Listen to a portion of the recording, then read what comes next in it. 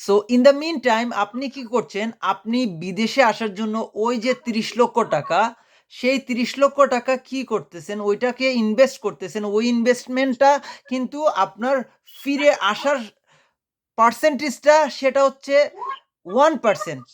কারণ হচ্ছে আপনি ওই ৩০ লক্ষ টাকা ইনভেস্ট করার পরে ওই ৩০ লক্ষ টাকা কিভাবে উঠাবেন? সেই ধান্দায় থাকবেন বিদেশে আসার পরে। কিন্তু জি আপনি ভাই। যদি ওই ৩০ লক্ষ টাকাটা এজ এ বাংলাদেশে বসে চিন্তা করেন যে কোনো একটা বিজনেস করবেন। ধরেন আপনি একটা ফার্মাসি করলেন। ফার্মাসি করতে ৩০ লক্ষ টাকা খরচ হবে না। ওয়ান না। অ্যান এভারেজ যদি আপনি ২০ লক্ষ টাকা দিয়ে খরচ শুরু করতে পারেন। লিমন ভাই বলব না আরিফ ভাই বলব জি, জি। আপনাকে।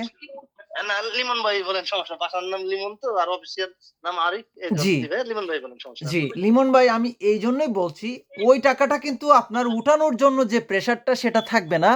যদি আপনি ধরেন একটা ফার্মাসি বিজনেস করলেন অথবা আপনি কাপড়ের ব্যবসা করলেন অথবা কোনো একটা ইলেকট্রনিক প্রোডাক্ট নিয়ে ব্যবসা করলেন, ওই যে ইনভেস্টমেন্টটা ওইটা জি, ফুলটাই থাকবে। তারপর আপনার মাথার মধ্যে কোনো ধরনের প্রেশার ক্রিয়েট করবে না যে আমার ওই ৩০ লক্ষ টাকা ইনভেস্ট করছি ওইটা উঠাইতে হবে। আপনার মাথায় ক্রিয়েট করবে যে ৩০ লক্ষ টাকা আমার আছে ব্যাকআপ, কারণ এটা আমার যদি পরবর্তীতে এই মাল এই প্রোডাক্টটা আমি সেল করি, আমার আসলটাও উঠে আসবে প্লাস হচ্ছে লাভটাও উঠে আসবে। এখন জি, ধরেন জি। ২ ধরনের আরো ২ টা চিন্তা যদি আমি আপনার সাথে এড করি, ২ টা কথা বলি এড করি। তাহলে ধরেন জি। আপনি যদি বিদেশে আসার জন্য ওই টাকাটা খরচ করতেই চান, তাহলে জি, জি। কোন ওয়েতে কোন জায়গায় গেলে আপনি সঠিকভাবে ওই টাকাটা উঠিয়ে আপনি আরো টাকাটা উঠাইতে পারবেন সেই চিন্তাটা করা উচিত। নট অনলি যে ইউকে তেই আসতে হবে বাট অলসো আমি যদি চিন্তা করি জার্মান, অনেকেই চিন্তা করে যে জার্মানে হচ্ছে ল্যাঙ্গুয়েজ ব্যারিয়ার। সো সেইজন্য জি, অনেকে জি। জার্মানটা বাদ দিয়ে দেয়। আপনি যেকোনো দেশেই যান, আপনার কিন্তু ল্যাঙ্গুয়েজ ব্যারিয়ারটা থাকবেই। তাই না? বুঝতে পারছি। সো সেইজন্য আমি বলব, সো যখন আপনি একটা চিন্তা করবেন যে আপনি যদি চিন্তা করেন যে আমি ওই টাকাটা ওই জায়গায় ইনভেস্ট করার জন্য আমাকে একটা ইকুয়েশন করতে হবে। আপনাকে লাস্ট আমি বললাম না, ধরেন আপনি ৩০ লক্ষ টাকা আপনি সেটা রিটার্ন আনতে ৫ বছর আপনার লাগবে ধরেন ইউকেতে। ওই যে টাকাটা ইনভেস্ট করছেন ওই টাকাটা উঠাইতে। তাহলে বাকি এই যে ৫ টা বছর আপনি কষ্ট করলেন, এটাই। মানসিক প্রেশার আমি আসলো, সম্পূর্ণই সেইটা কষ্ট তো করছি। তাহলে আমার সেই জিনিসটা কোথায় গেল? সেটা তো আমার জীবন থেকে সরে গেল ৫ টা বছর। তাহলে আপনি ভূতের মেহনত করলাম, আমি ভূতের মেহনত করলাম। স্বাভাবিক। কারণ এখন এজ এজ চলতেছে আমার প্রায় ৩৭ বছর চলতেছে। তো তার সাথে ৫ বছর এড হবে। আর শারীরিক ৪২ বছর। তাহলে সক্ষমতা তো আপনি আস্তে, ওই আস্তে যে কমবে। ৪২ বয়স আপনার ৪২ কিন্তু আপনি ৩৭ এই আটকায় আছেন।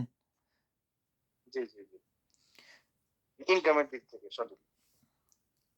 তাহলে আমার আমার তো পরামর্শ কি? আসলে সামারিটা কি দাঁড়াইলো? আপনার সাথে প্রায় ০.৫ ঘন্টা বা ৩৫ মিনিট হলো জি আপনার ভাই, সাথে কথা বললাম এবং অনেক আপনি চিন্তা করলেন যে অনেকক্ষণ সময় এইভাবে। দিলেন। এখন দেখেন আপনাকে আমি বললাম না যে এই দেশে তো হাজার, হাজার স্টুডেন্ট আছে। এই দেশে তো হাজার, হাজার মানুষ আছে। উম যারা জব করছে তাদেরকে জবটা না দিয়ে কেন আপনাদের মতো বা আমাদের মতন আরো যে বাংলাদেশ থেকে মানুষ কেন নিয়ে আসছে? কারণ হচ্ছে জি, বাংলাদেশে আমরা বসে অনেক কিছু জানি না। আসলে এই দেশে জব নাই। কিন্তু তারা সরকার কোনো একটা চিটিং করে কজটা বা স্পন্সর যে সার্টিফিকেটটা সেটা গভর্নমেন্ট কাছে নিয়ে এসে বাংলাদেশি মানুষের কাছে বিক্রি করছে। ৩০ লক্ষ ৪০ লক্ষ টাকা দিয়ে। আর আমরা যারা ইউকেতে আছি আমাদের কাছে তারা বিক্রি করতেছে না। কারণ হচ্ছে তারা জানে আমরা জানি তাদের কাছে জব নাই। তারা চিটিং করছে। জব নাই। কিন্তু আপনারা জানেন না বাংলাদেশে বসে তারা চিটিং করছে কিনা। আসার পরে কি বলবে? আ এখন তো জব নাই। আপনি করেন, ট্রেনিং করেন। ৫-৬ মাস বসাবে। এরপরে বলবে আপনাকে হ্যাঁ, একটা নোট দেই। আপনি অন্য জায়গায় ২০ ঘন্টা কাজ করেন। আমাদের এখানে কাজ নাই এখন। এইটা বলবে। অথবা আপনি কোম্পানিকে খুঁজে পাবেন না। অথবা আপনি যার মাধ্যমে আসছিলেন তাকে ফোন দিলে সে বলবে, আমাদের কথা ছিল আপনাকে কোনোভাবে ইংল্যান্ডে পাঠায়া দেওয়া। ইংল্যান্ডে চলে আসছেন এখন বাকিটা আপনি দেখবেন। আমার দেখার কিছু নাই।"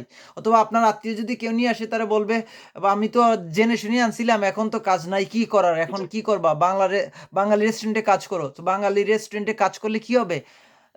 আপনাকে কি কাজ করাবে সপ্তাহে 6 দিন দিবে 200 পাউন্ডস, কিন্তু আপনি 6 দিন কাজ করার ফলে আপনার নরমালি এজ ইউজুয়াল আপনার বেতন থাকার কথা 400 থেকে 500 পাউন্ডস। এই 200 পাউন্ড ধরায় দিবে। আপনার সপ্তাহে খরচ আছে, ধরেন আপনি ইনসাইড ইংল্যান্ডে থাকলেন, ইংল্যান্ডের মধ্যে লন্ডনে থাকলেন। আপনার সাপ্তাহিক খরচ আছে 350 থেকে 400 পাউন্ড ফ্যামিলি সহ। তাহলে বাকি 200 পাউন্ড আপনি কোথা থেকে ব্যাকআপ দিবেন? বাংলাদেশ থেকে। আবার জায়গা বিক্রি করবেন। তো তাহলে সেই জায়গাগুলো তো আপনি পরে ফিরিয়ে নিয়ে আসতে পারবেন না। তাহলে কি দাঁড়াইলো আল্টিমেটলি? আমাদেরকে এই জায়গাতে আমাদেরকে আসলে তারা এইভাবে আমাদেরকে ধ্বংস করতেছে। চিন্তা করেন একটা মানুষ সর্বস্ব শেষ করে আসে, সেই জায়গা যদি এইভাবে বিপদে পড়ে, তাহলে এদের বিন্দুমাত্র চিন্তা ভাবনা নাই। টু বি অনেস্ট লিমন ভাই, টু বি অনেস্ট, আমার সাথে একজন কাজ করে একটা রেস্টুরেন্টে। উনি গত 6 মাস ধরে আসছে ইউকেতে। আসার পরে কি হয়েছে, টু বি অনেস্ট, সো উনি আসার পরে ওই কোম্পানিকে কল দিচ্ছে, কোম্পানির ফোন ধরছে না, কোম্পানির ফোন সুইচ অফ। আসলে উনি কোথায় কোম্পানির ঠিকানাটা আছে সেটাও জানে না। এখন তো কান্না করতেছে। হয়তো একটা আত্মীয় কোনোভাবে তাকে একটা বেসমেন্ট ফ্ল্যাট দিছে, ওখানে তাকে টাকা দিতে হয় না, কিন্তু থাকতে হচ্ছে। এখন থাকার জন্য তো তার ইয়ে খাওয়ার জন্য, থাকার জন্য যদি সে ঘর পায়, তাকে তো খাইতে হবে, বাঁচতে হবে। তাহলে সে টাকাটা কই পাবে? সে ইনভেস্ট করছে ভাই 35 লক্ষ টাকা। বিলিভ মি, এখন বিশ্বাস করেন সে এই যে অবস্থা, তার দেখে আমি তাকাইতেই পারি না। আমার কান্না চলে আসতেছিল। কেন আমাদের, আপনারা কিন্তু ভিসা এমনি পান না। আপনাদেরকে ভিসা কিন্তু অন্য দেশের মানুষ দেয় না। আপনার বাংলাদেশের মানুষই আপনাকে ভিসা দেয়। তাই কি না? জি, বাংলাদেশের মানুষের জি, মধ্যেই। জি। এবং সে এই যে ৫ লক্ষ টাকা, ১০ লক্ষ টাকা হয়তোবা সে আর্ন করে ওই ভিসার মাধ্যমে। এই টাকাটা সে আর্ন করে। কিন্তু এটা কি আসলে বাস্তবিক অর্থে হালাল হইল? আপনি চিন্তা করেন ইসলামিক দিক দিয়া। না, আপনাকে একটা কষ্ট মানুষ দিচ্ছে। সেই কথাই একটা পরিবার, বাচ্চা-কাচ্চা নিয়ে দেশের সর্বোচ্চ শেষ করে আসে একটা আশা ভরসায়। সে যদি এইভাবে পানিতে পড়ে, এসে তো আর মানে ধর্মবিরোধী কাজ আর কিছু হইতে পারে না। একটা জীবন শেষ করে দেওয়া।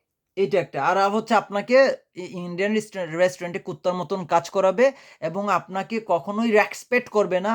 আর আরেকটা কথা হচ্ছে, আপনি ওই ভিসায় আসছেন, আপনাকে ওইভাবে নেগলেক্ট করা হবে। প্রতিনিয়তই আপনাকে, হয়তো আপনার অ্যাকসেন্ট এ প্রবলেম হইতে পারে। যখন ইংলিশ ল্যাঙ্গুয়েজ অ্যাকসেন্ট এ প্রবলেম হবে, আপনাকে বিভিন্নভাবে খোঁচাখুচি করবে। বাংলাদেশে বুলশিট, বাংলাদেশ এই, বাংলাদেশ ওই বলে। আমাদের মতন বাঙালি যারা এই দেশে আসলে সিটিজেনশিপ, তারাই এই কথা বলে, বাংলাদেশে ওই, বাংলাদেশে এই। আসলে তারাও লা লাকিলি তারা এই দেশে জন্মগ্রহণ করছে, অথবা বাবার, চাচা, মামার খাতিরে, অথবা বউয়ের খাতিরে, অথবা স্বামীর খাতিরে এই দেশে এসে এস্টাবলিশ হইছে। তাদের কাছ থেকে বাচ্চা-কাচ্চা হইছে। তাদের বাচ্চা-কাচ্চা তারা এইভাবে আসলে নেগলেক্ট করে। আমার খুবই দুঃখ লাগে এই বিষয়গুলো। চিন্তা করা যায় যে বাংলাদেশী হয়ে বাঙালিদের যদি এরকম করে, তাহলে তো আর মানে ওরা বলে না যে কষ্ট রাখার জায়গা নাই। জি। তাহলে এইটাই হচ্ছে আসলে কথা। যারা আপনারা আছেন বাংলাদেশে, অনেকেই জানেন না এই যে সিচুয়েশন গুলো। আমি জাস্ট সিচুয়েশন গুলো বলার চেষ্টা করলাম যে আপনি ইনভেস্ট করার পরে ৫ বছর খাটার পরে ওই টাকাটা আপনি তুলতে পারবেন না। বাট আপনি ধরেন আপনার বয়স ৩৭ হয়ে গেল, আপনার বয়স ৪৩, কিন্তু আপনি ৩৭ই আটকায় থাকবেন। সংখ্যার দিক থেকে আপনার বয়স ৪৩ হবে, কিন্তু মানসিক দিক দিয়ে আপনি ৩৭ এর মধ্যেই থাকবেন এবং আপনি দিন, দিন এইভাবে স্ট্রেসফুল এর মধ্যে যাবেন। যার ফলে আপনার ফ্যামিলির প্রেশার, বাংলাদেশ থেকে চলে আসছেন, অনেকেই অনেকভাবে চিন্তা করতেছে। অনেকেই মনে হ্যাঁ, করতেছে এই দেশের আত্মীয়স্বজন টাকা, সবাই গাছ অন্য থেকে কোনো টাকা একটা পড়ে আপনি দেশে টাকা দিবেন। জি, নানান ধরনের জি, সোশ্যাল প্রেশার আসবে। আপনার প্রেস্টিজে বাধবে। এই দেশ থেকে ব্যাক করবেন। মানুষের নানান জি, কথা জি। বলবে।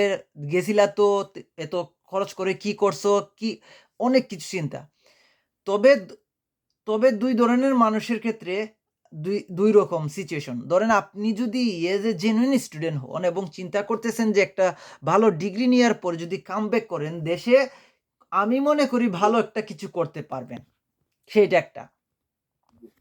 যদি এইটা হয়। আরেকটা যদি হয় যে আমি ইনকাম করব, তাহলে ইনকামের যে কঠিন বাস্তবতা, এখানে যে অবস্থা করছে জি। এই সরকারটা, আমি ওই বললাম না, আপনি ১৫ লক্ষ টাকা দিয়ে স্টুডেন্ট ভিসা দিয়ে আসলেন বা ২০ লক্ষ টাকা দিয়ে আসলেন। তারপরে যে ২ বছরের ওয়ার্ক পারমিট আপনাকে যে এজেন্সি বলে ২ বছরের ওয়ার্ক পারমিট পাবা, ২ বছরে 2 কোটি টাকা ইনকাম করে ফেলতে পারবা, 80 লক্ষ ইনকাম করে ফেলতে পারবা, তখন তো আমাদের চিনবা না, এই নাই সেই নাই বলবে। এই যে 2 বছর হ্যাঁ, আপনি যে ১ম বছরে হাফ টিউশন ফি দিয়ে আসলেন, হাফ টিউশন ফি আপনি ইনকাম করে দিবেন।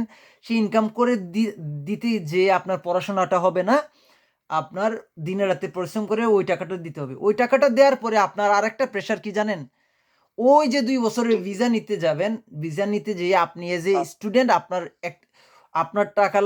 ও টাকা লাগবে প্রায় ৳৪.৫ লক্ষ বা ৳৫ লক্ষ লাগবে আপনার ভিসা নিতে, ৳৩,০০০। ওই ৳৩,০০০ কই পাবেন আপনি? ওইটা কোনো এজেন্সি বা কেউ বলে না যে আপনাকে পিএসডব্লিউ না, না, না, যাওয়ার এগুলো সময় ২ বছরের ভিসা নেওয়ার সময় আপনাকে ভিসা ফি প্লাস হচ্ছে আপনাকে কি করতে হবে? না, হেলথ আমি তো ইন্সুরেন্স। ওই যে কয়েক মাস ধরে ভাই অনেক কিছু দেখতেছি। এই কথা সত্যি আমি কোন গ্রুপে Facebook, ইউকে গ্রুপেও দেখি নাই। এইটা কেউ কেউ বলে ভিডিওতেও নাই। বলে ধরেন নাই। আমি বাস্তবতা, আমি আসার কোথাও পরে শুনি নাই। আমরা ২ জন মানুষ আছি এবং পড়াশোনার পাশাপাশি ভাই যত যাই হোক আমার পড়াশোনার টার্গেট, কাজ করার পরও আমি পড়াশোনা নিয়ে বসে আছি। পড়াশোনা করতেছি। টু বি অনেস্ট যদি আমি বলি জি, এই যে আমি দেখাতে পারতেছি না আমি রিসার্চ এর কাজ করতেছি। সো আমার রিসার্চ পেপারস নিয়ে কাজ করতেছি। সো জি ভাই। এই যে প্রেশার, এই প্রেশারটা আমার বাড়তেছে দিন, দিন। তাই না? এখন কি হচ্ছে, এখন আপনাকে ওই যে বললাম যে আমার ৳৬,০০০ লাগবে। এই টিউশন ফিটা দেওয়ার পরে আমি এই টাকাটা কিভাবে জমাবো আপনিই বলেন। এইটা কি আসলে আদৌ জি, পসিবল? তো ৮,০০০ ৳৬,০০০-৭,০০০ আমি এই ১ বছরের মধ্যে জমাইতে হবে। আমার খাওয়া থাকা খরচ করতে হবে, জমাইতে হবে। ইউনিভার্সিটিকে দিতে হবে আবার আমার ৳৬,০০০ পিএসডব্লিউর জন্য জমাইতে হবে। সেটা কিভাবে সম্ভব? আবার দেশ থেকে আনতে হবে। আবার ওই যে ঋণ করা হইলো, ১ম দিকে ইউনিভার্সিটিতে আসার জন্য ৳১৫,০০,০০০ ইনভেস্ট করলাম। পরে আবার ৳৬,০০০ মানে ৳১০,০০,০০০ ইনভেস্ট করলাম। তাহলে ৳২৫,০০,০০০ আমার ২ বছরের মধ্যে উঠাইতে হবে আবার আমার থাকা খাওয়ার খরচ। জি, জি। ওই টাকা তাহলে আমি ২ বছর কিভাবে আমি ২ বছর আমার জন্য লাভ হইল? আমার জন্য তো লাভ হইল না।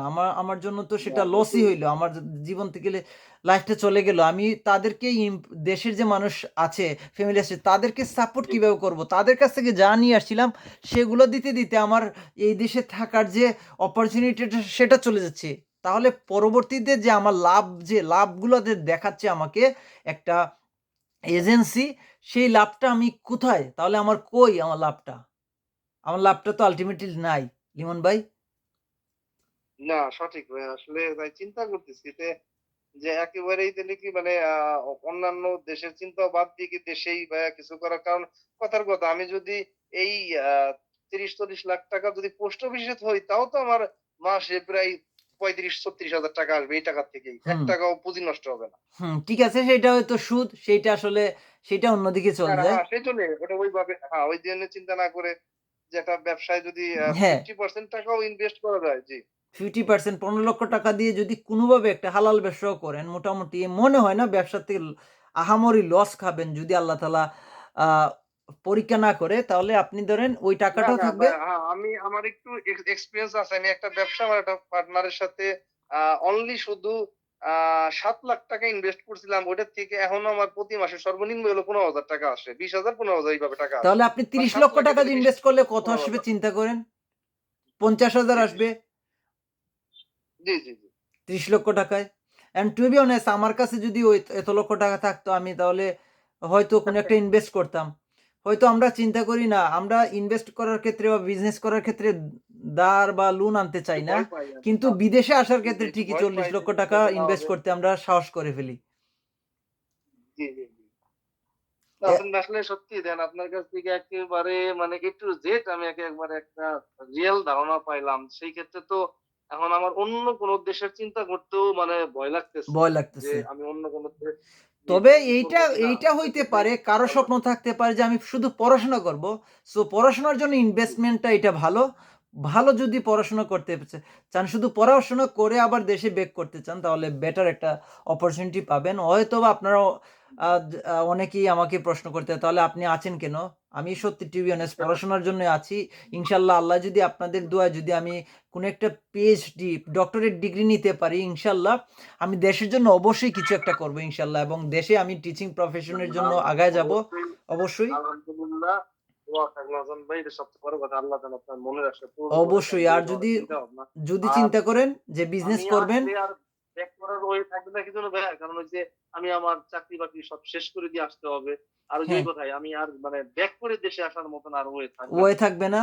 সমাজ না, দেখতে না। হবে, পরিবার দেখতে হবে। সবকিছু দেখলে দেখা যাচ্ছে যে জি, আমি একটা জি, জি, জি। ফ্রাস্ট্রেশন এর ভিতরে আছি বা ফ্রাস্ট্রেশন এর ভিতরে থাকবো।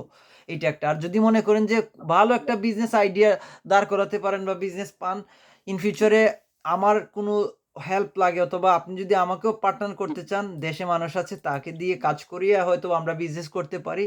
কারণ একটা মানুষের সহায়তায় কিন্তু আরেকটা মানুষ আগায়। কিন্তু এরকম না, দিন, না দিন তো অবশ্যই, দিন, অবশ্যই। দিন তো আমরা কিয়ামতের দিকে ধাবিত হচ্ছি। সেজন্য আমাদের যে ইথিক্সটা, আমাদের যে অনেস্টি, থটনেস, তারপরে এই যে বিষয়গুলা, এইগুলো দিন, দিন ধ্বংসের মুখে চলে যাচ্ছে। তাই আমরা অনেকের সাথে চিটিং, অনেকের সাথে বাটপারি আমরা করে ফেলি। এইটা হয়তো আমরা বুঝি না। কিন্তু আমাদের ওই যে আমাদের যে ব্রেইনটা ওইভাবে শয়তানে নষ্ট করে ফেলছে সেটা বুঝি না। যদি বুঝতাম তাহলে যার টাকা আছে সে দুর্নীতি করে শুধু আরো টাকা বানাইতে চাইতো না। ধরেন আপনি আসলে একটা লাইফ না, লিড না। করতে কয় লক্ষ টাকা লাগে রে ভাই? আপনার যদি ১,০০,০০,০০০ টাকা থাকে সেটা দিয়ে আপনি মোটামুটি একটা লাইফ লিড করতে পারেন। বিজনেস করে, সবকিছু করে। যার ১০০,০০,০০,০০০ আছে সে ৫০০,০০,০০০ বানাইতেছে দুর্নীতি করে। কিন্তু সে চিন্তা করতেছে না একবারও যে এইটা তো আল্লাহর কাছে জবাব দিতে হবে। সেইটা নাই। কারণ হচ্ছে তার বাংলাদেশের ব্রেইনটাকে নিউজগুলা না এমনভাবে দেখছেন না? নিচের এমনভাবে তার নিচের ব্রেইনটাকে নিউজগুলো শয়তানে ওয়াশ করেছে সে তার কোটি টাকা বানাইতে যায়া তার দুনিয়া আখিরাত ২ টাই সে কি করে ফেলল? নষ্ট শেষ করে করে ফেলল। ফেলছে। এই হাসান ভাই আপনি দেখছেন না রিসেন্ট নিউজ গুলা যে ৩৪ বিসিএস থেকে ৪৬ বিসিএস পর্যন্ত সমস্ত প্রশ্ন বিক্রি হইছে। বিক্রি হইছে। চিন্তা করা যায়। হ্যাঁ, হ্যাঁ, টাকার বিনিময় এবং বিভিন্ন সরকারি আরো আদার্স চাকরির প্রশ্ন যেগুলো সেগুলো তো বিএসসির আন্ডারে অবশ্যই মানে আছে। ভালো, ভালো চাকরি। সেগুলো তো অবশ্যই চিন্তা আছে। করেন তাইলে কি অবস্থা? তারপরে এমন কোন সেক্টর নাই যেটা ঊর্ধ্বতন কর্তৃপক্ষ আছে সবাই দুর্নীতিগ্রস্ত। মানে হাজার কোটি টাকার হিসাব পাওয়া যাইতেছে একেকজনের কাছে। তাহলে দেশের সাধারণ মানুষের সবই তো তারা শুইসা রুটি মুটে খেয়ে ফেলতেছে। সেইটা একটা। চিন্তা করেন তাহলে কি অবস্থা? আরেকটা দেখেন মানবিকতা আর নৈতিকতা ২ টাই যে চলে গেছে। ধরেন আমরা দেশে প্রায় ২ কোটি স্টুডেন্ট। ওকে। সো জি, ২ কোটি স্টুডেন্টের মধ্যে ধরেন মুক্তিযোদ্ধার সন্তান নাই। এখন সন্তানেরদের তো তাদের নাতি-পুতি হয়ে গেছে। হয়তোবা হ্যাঁ। তাদের আর কতজন সন্তান মানুষ হবে? থাকলেও সবাই কর্মজীবী হয়ে গেছে। ধরেন কর্মজীবী ছাড়া তাদের কোনো কত সন্তান নাই ২ কোটি মুক্তিযোদ্ধার। মানুষের মধ্যে ধরেন ১,০০,০০০ মানুষ আছে তারা। ১,০০,০০০ আছে। কিন্তু জি, জি, জি। ১,০০,০০০ ওই ১,০০,০০০ মানুষে জবের ক্ষেত্রে 80 80% 80% কি করছে? তারা গ্রেব করে নিছে। ১,০০,০০০ বা ৫,০০,০০০ ধরেন। ৫,০০,০০০ মানুষে হুম, মুক্তিযোদ্ধার নাতি-পুতি যারা আছে তারা নিয়ে নিচ্ছে ৫,০০,০০০ আছে ২ কোটির মধ্যে। তো তারা হ্যাঁ। 80% জব নিয়ে নিচ্ছে। আর বাকি যে ১,০০,০০০ ১,৯৫,০০,০০০ আছে তারা 20% জবের জন্য কি করছে? যুদ্ধ করছে। এখন আপনি একটা যুদ্ধ বিভাগ করছে। বিবেচনা করে যদি আপনার একটা সুস্থ মস্তিষ্কের মানুষ হন আপনি, তাহলে আপনি একটু দেখেন ভাইয়া, এই জিনিসটা জি। আসলে ইথিক্যালি যায় কিনা? হ্যাঁ, তারা আমাদের না জন্য আর তারপরে জীবন আবার দিছে, তারা আমাদের চাকরির জন্য তাগিদ দিচ্ছে, একটা সুন্দর বয়স দেশ আছে, দিয়ে গেছে। এই পরীক্ষা তারা দিতে, দিতে তারা কিন্তু বয়সই তো শেষ হয়ে যায়। হ্যাঁ, দেখেন তারা কিন্তু এই চিন্তা করে নাই যে আমার ছেলেরা পরবর্তীতে, আমার মেয়েরা পরবর্তীতে না, না এই দেশের এই এইটুকু বুঝি। জিনিসটা লাভ করবে বা তাদের স্বার্থ সা এইজন্য কিন্তু তারা তাদের জীবনটা দেয় নাই। দিছে কি? আমার ওই যে বাপ-দাদারা। ডক্টর ওই যে আসিফ নজরুলের কালকে একটা লেকচার শুনলাম ঢাকা ইউনিভার্সিটির ল টিচার আসিফ নজরুল। উনি বলছে যে ঠিক আছে মুক্তিযোদ্ধারা সূর্য সন্তান তাদের আরো অর্থনৈতিকভাবে তাদের স্বাবলম্বী করে দেওয়া হোক, তাদের ভাতার টাকা বাড়ায় দেওয়া হোক, তাদের ঘর বাড়ি করে দেওয়া হোক, কোন সমস্যা নাই। কেউ কিচ্ছু বলবে না। কিন্তু এই যে কোঠা করে তার নাতি-পুতি কোঠা অন্যান্য মেধাবীরা যে নির্দিষ্ট সরকারি চাকরির একটা বয়স আছে সেগুলোর থেকে তারা বঞ্চিত হয়ে যেতেছে। এটা আর দেশে বেকারত্ব মুক্তিযোদ্ধার বাবা বাড়তেছে। থাকলেও এই মানতো না। তারাও চাইতো না। জি, জি। এই হচ্ছে কথা আরকি। যাই হোক কিছু বলার নাই। আল্লাহ তাআলা সবাইকে একটা ভালো সুস্থ মস্তিষ্ক দান করুক। আর আপনার সাথে কথা বলে অনেক ভাল লাগলো ভাই। দেখা হবে না, পরবর্তীতে। না, কথা হবে।